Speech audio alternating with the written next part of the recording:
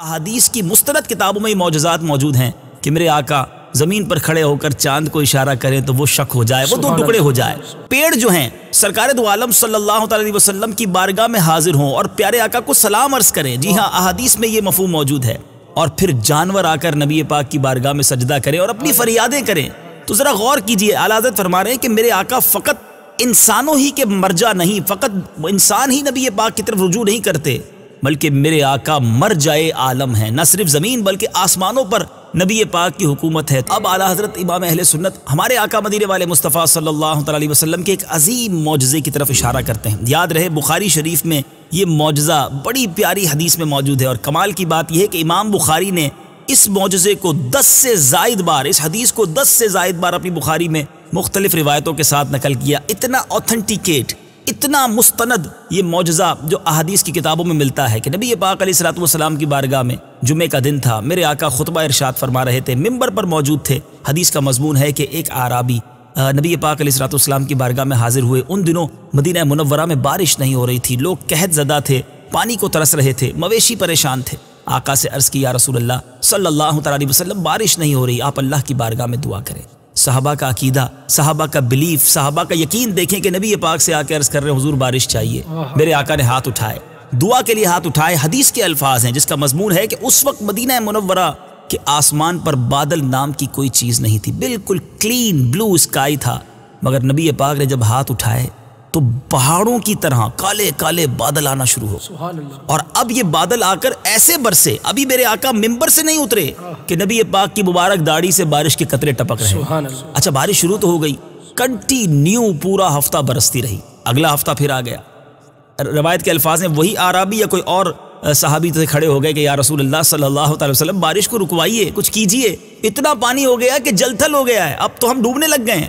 ذرا غور کیجئے، بارش چاہیے تو بھی نبی پاک کے دربار میں آتے، اور بارش رکوانی ہوتی تو بھی کونین کے والی صلی اللہ علیہ وسلم کی بارگاہ میں عرض کرتے۔ تو حضور سے عرض کی، کمال دیکھیے میٹھے اسلامی بھائیوں، اب جو بات میں کرنے جا رہا ہوں ویسے بھی بڑا کمال ہے کہ دعا کریں تو بارش آ جائے، دعا کریں تو بارش رک جائے، مگر ایک اور اتھارٹی، ایک اور جس کو آپ کہے کہ میرے آقا نے اپنی طاقت کا کس طرح، رب کی عطا سے جو طاقت اللہ نے عطا کی تھی وہ کس طرح مظاہرہ کیا کہ میرے آقا نے کیا دعا کی۔ یہ نہ کہ یا اللہ بارش رک جائے، دعا کی اللہم حوالینا ولا علینا، اے اللہ ہمارے اطراف میں بارش ہوتی رہے، ہم پر بارش نہ ہو۔ اور پھر میرے آقا نے انگلی اٹھائی، ایک روایت کے مطابق ہاتھ اٹھایا، اور جدھر جدھر اشارہ کرتے بادل ادھر سے کٹتا جاتا۔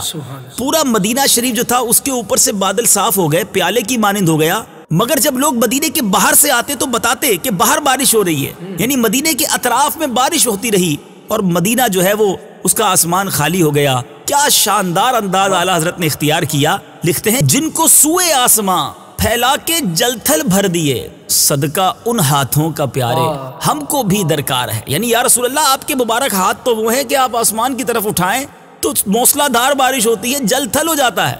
آقا وہی ہاتھ ہمارے لیے بھی اٹھا دیجئے، ان ہاتھوں سے ہم پر بھی کوئی رحمت کی بارش برسا دیجئے، ہم پر بھی کوئی کرم نوازی فرما دیجئے۔ آپ کا ہاتھ اللہ نے ایسا کھلا اور ایسا برکت والا عطا فرمایا ہے تو ہم پر بھی نگاہ رحمت فرمائیے۔